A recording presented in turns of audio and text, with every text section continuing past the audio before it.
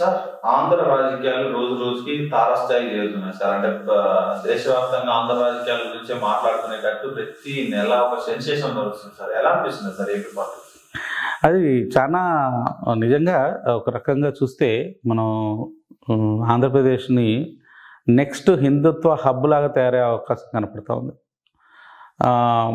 Thanks to Pawan Kalyan. ఎందుకంటే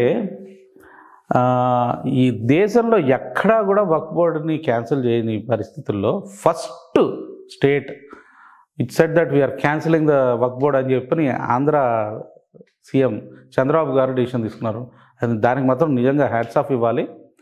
ఎందుకంటే అంత డేరింగ్ స్టెప్ తీసుకోవడం అనేది అంత ఈజీ కాదు.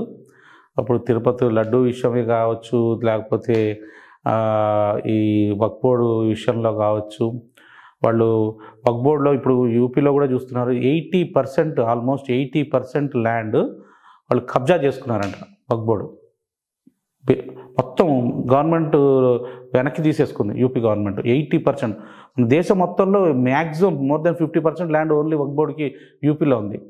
అట్లాంటిది దాంట్లో 80% ల్యాండ్ వెనక్కి తీసేసుకుందంటే మేజర్ సెట్ బ్యాక్ వక్ఫ్ బోర్డుకి.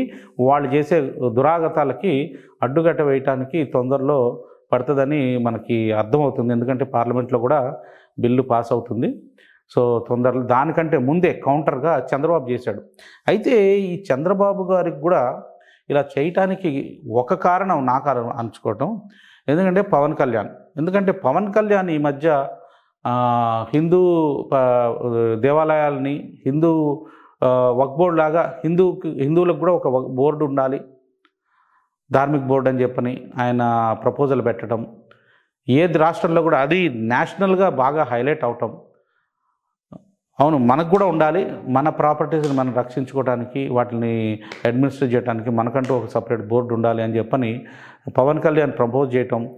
పవన్ కళ్యాణ్ చాలామంది ఆంధ్రాలో ఉన్న హిందూ ఓట్లన్నీ ఆయన లాగేసుకుంటున్నాడని చెప్పని తెలిసి చంద్రబాబు కౌంటర్గా వక్ఫ్ బోర్డు క్యాన్సిల్ చేస్తున్నామని ఆయన ఓట్ బ్యాంక్ని ఆయన రిటైన్ చేసుకోవడానికి చేశాడని అనుకుందాం. కానీ